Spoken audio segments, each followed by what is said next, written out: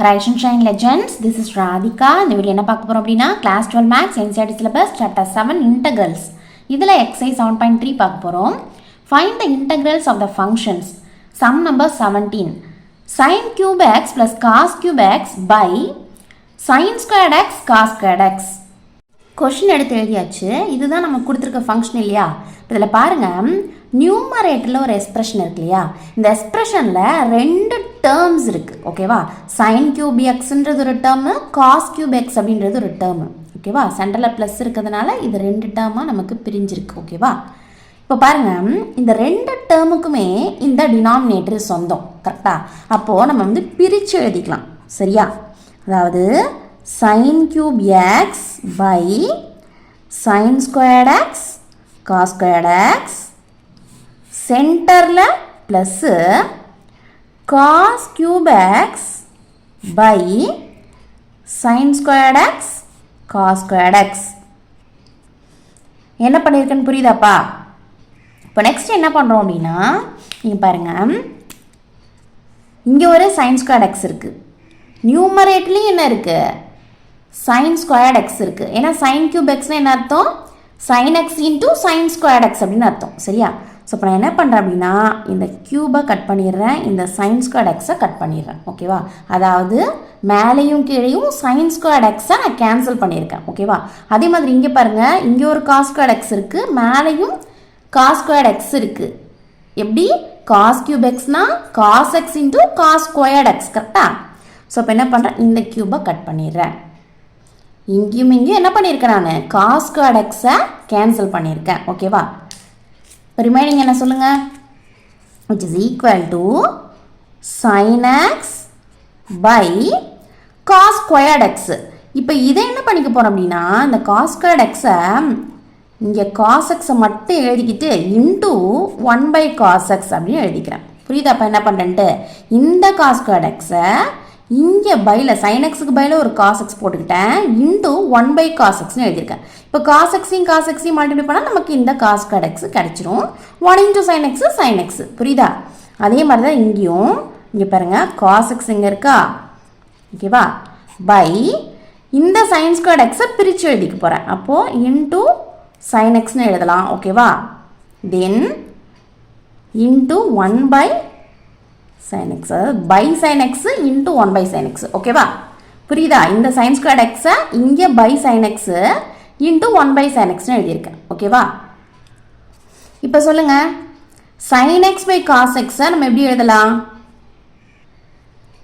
sin x by cos x tan x னு சொல்லலாம் இல்லையா?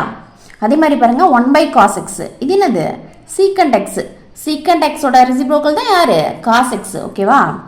ப்ளஸ் அதே மாதிரி cos x by sin x நம்ம என்னன்னு சொல்லலாம்? sin x by cos x னா tan x. இப்போ cos x by sin x னா cot x. ஓகேவா? அதே மாதிரி 1 by sin x 1 by sin x என்னன்னு சொல்லுவோம்? cosecant x னு சொல்லுவோம். கரெக்டா? புரியுதாப்பா இது வரைக்கும்? ஜஸ்ட் trigonometric formulas தான் யூஸ் பண்ணியிருக்கோம். sin x by cos x tan x னு எழுதிக்கிறேன், 1 by cos x secant x னு எழுதிக்கிறேன், cos x by sin x cot x னு எனக்கு தெரியும். அண்ட் அதே மாதிரி 1 by sin x cosecant x. ஓகேவா? ஓகே, இந்த ஃபங்க்ஷனை தான் நம்ம இப்படி சேஞ்ச் பண்ணி எழுதியிருக்கோம் ஃபார்முலா யூஸ் பண்ணி. சரியா? அப்போது நான் என்ன பண்ணிக்கிறேன் அப்படின்னா let I which is equal to integral இந்த ஃபுல் டேர்மையும் எழுதிக்கிறேன். இந்த ஃபுல் எக்ஸ்பிரஷனையும் இங்கே எழுதிக்க போகிறேன்.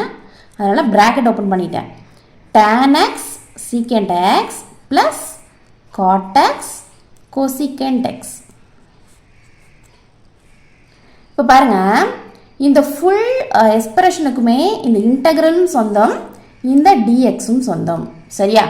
இந்த ஃபுல் எக்ஸ்பிரஷனுக்கு இந்த இன்டகிரேஷனும் சொந்தம், இந்த dxும் சொந்தம். ஓகேவா? இப்போ என்ன பண்ணலாம் அப்படின்னா இதில் ரெண்டு டேர்ம்ஸ் இருக்குல்ல இந்த எக்ஸ்பிரஷனில், எது இது டேர்ம்ஸு சொல்லுங்கள்? இன்டூவில் இருக்கிறதெல்லாம் டேர்ம்ஸ்ன்னு சொல்லக்கூடாது.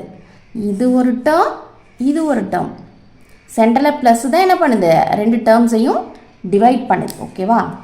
இந்த ரெண்டு டேர்ம்ஸாக பிரிக்கிறது இந்த ப்ளஸ் சிம்பிள்.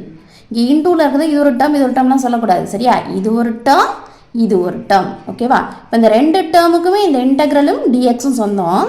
ஸோ நான் தனியாக பிரித்து எழுதிக்கிறேன். Integral tan x secant x dx.